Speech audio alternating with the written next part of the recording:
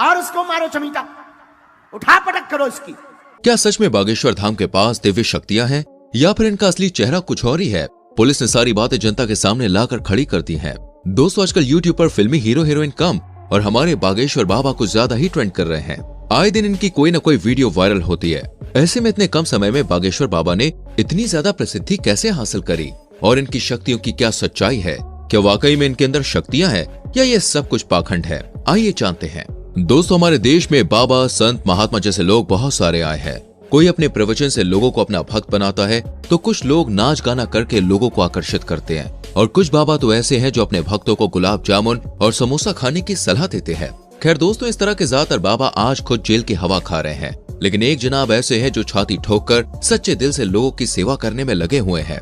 इनके दरबार में जो कोई भी जाता है ये उसके मन की बात पहले ही जान लेते हैं। हम बात कर रहे हैं यहाँ पर श्री बालाजी बागेश्वर महाराज की, जिनकी चर्चाएं केवल देश में ही नहीं बल्कि विदेशों तक फैली हुई है। भारत के अलावा भी बागेश्वर बाबा ने विदेशों में अपना दरबार सजाया हुआ है। बागेश्वर बाबा जब अपने कड़क अंदाज में बोलना शुरू करते हैं तो भक्त अपने आप ही आस्था में लीन हो जाते हैं। कुछ लोग रोना पीटना भी शुरू कर देते हैं। लेकिन इन सब चीजों के पीछे की असली सच्चाई क्या है और क्यों लोग बागेश्वर बाबा के सामने आते ही सब कुछ भूल जाते हैं? आइए बात करते हैं इस बारे में। सबसे पहले तो आपको बता दें कि बागेश्वर धाम सरकार का असली नाम धीरेन्द्र कृष्ण शास्त्री है। इनका जन्म शरदपुर के छोटे से गांव गढ़ा में हुआ था। इनका जन्म बहुत ही गरीब ब्राह्मण परिवार में हुआ था, लेकिन गरीबी के आलम में अपना बचपन गुजारने के बावजूद आज धीरेन्द्र कृष्ण स्वामी बड़े बड़े अरबपतियों को भी अपने दरबार में झुकाने की शक्ति रखते हैं। कहा जाता है कि धीरेन्द्र कृष्ण स्वामी हनुमान जी के परम भक्त हैं और 12 साल की छोटी सी उम्र से ही इन्होंने बालाजी यानी कि हनुमान जी की सेवा शुरू कर दी थी। इनका पूरा ध्यान भगवान की सेवा में ही लगा रहता था और सालों तक इसी तरह तपस्या करने के बाद धीरेन्द्र कृष्ण स्वामी को कुछ ऐसी शक्तियां प्राप्त हुई जिनकी मदद से आज ये सामने मौजूद व्यक्ति के बिना बताए ही उनकी परेशानियां समझ जाते हैं और उसे पर्चे में लिख देते हैं। धीरेन्द्र कृष्ण स्वामी हनुमान जी के परम भक्त हैं और 12 साल की छोटी सी उम्र से ही इन्होंने बालाजी यानी कि हनुमान जी की सेवा शुरू कर दी थी। इनका पूरा ध्यान भगवान की सेवा में ही लगा रहता था और सालों तक इसी तरह तपस्या करने के बाद धीरेन्द्र कृष्ण स्वामी को कुछ ऐसी शक्तियां प्राप्त हुई जिनकी मदद से आज ये सामने मौजूद व्यक्ति के बिना बताए ही उसकी परेशानियां समझ जाते हैं और उसे पर्चे में लिख देते हैं। बागेश्वर बाबा ये तक समझ जाते हैं कि आप सच कह रहे हैं या नहीं। इनके द्वारा लिखा गया एक एक शब्द 100% सत्य होता है, जिसका सबसे बड़ा प्रमाण ये है कि आज तक कोई भी इन्हें झूठा साबित नहीं कर पाया है। असल में होता यह है कि जिस किसी भी शख्स की अर्जी को बालाजी सरकार स्वीकार कर लेते हैं, उस व्यक्ति को या फिर उसके परिवार के किसी भी व्यक्ति को लगातार 2 दिन सपने में बंदर नजर आते हैं। और ये कोई मनगढ़ंत बात नहीं है दोस्तों। जितने भी लोगों की अर्जियां लगी हैं उन्होंने खुद इस बात को स्वीकार किया है।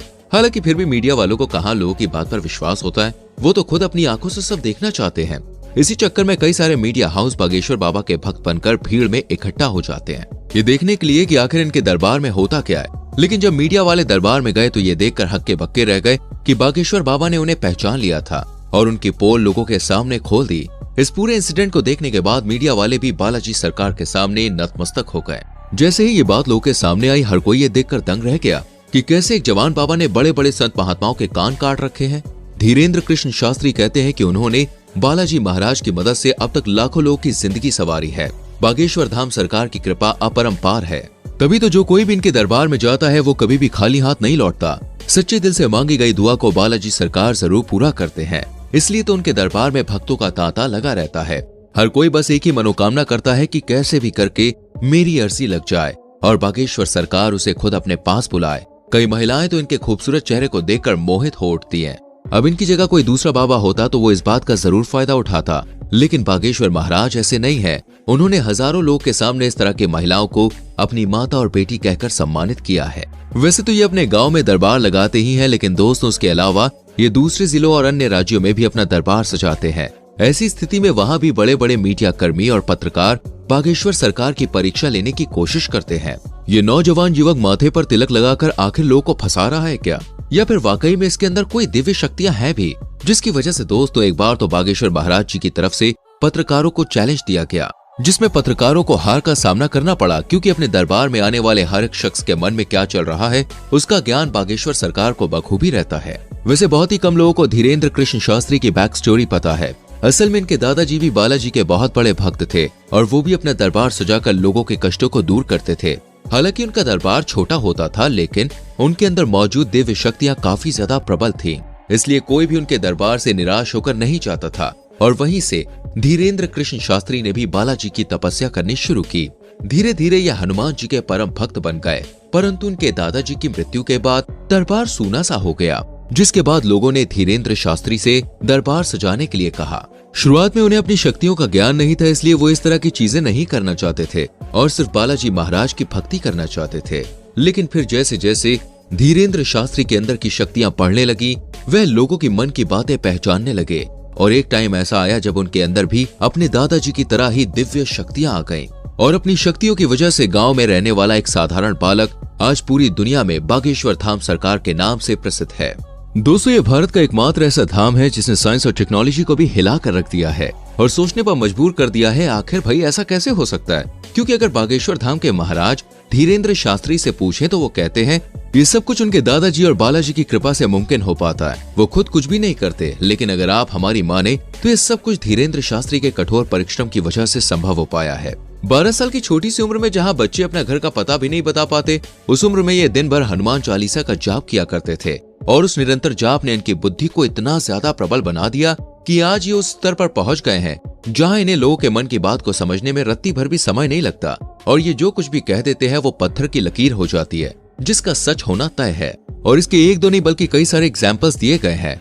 लेकिन दोस्त, इनके दरबार में आने वाला हर भक्त सच्चे दिल से आया हो ये जरूरी नहीं, क्योंकि कुछ लोग अपनी बुरी नीयत को पूरा करने के लिए भी भगवान का ही रास्ता चुनते हैं।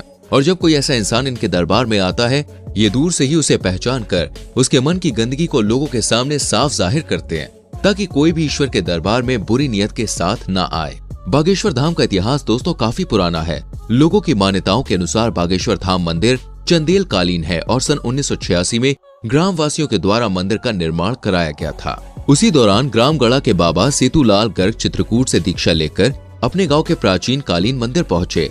पहले तो इन्होंने राम कथा करी और फिर ये झाड़ फूक का भी काम करने लगे, जहां लोगों के अंदर मौजूद बुरी शक्तियों को अपनी एक फटकार से ये भगा देते हैं। लोगों का ऐसा कहना है कि जो कोई भी भूत प्रेत की शिकायत लेकर इनके दरबार में आता है वो हमेशा हमेशा के लिए ठीक हो जाता है। दोस्तों, हर मंगलवार को लगने वाला दिव्य दरबार सबसे ज्यादा प्रसिद्ध है, जिसमें लोग अपनी अर्जी लगाते हैं।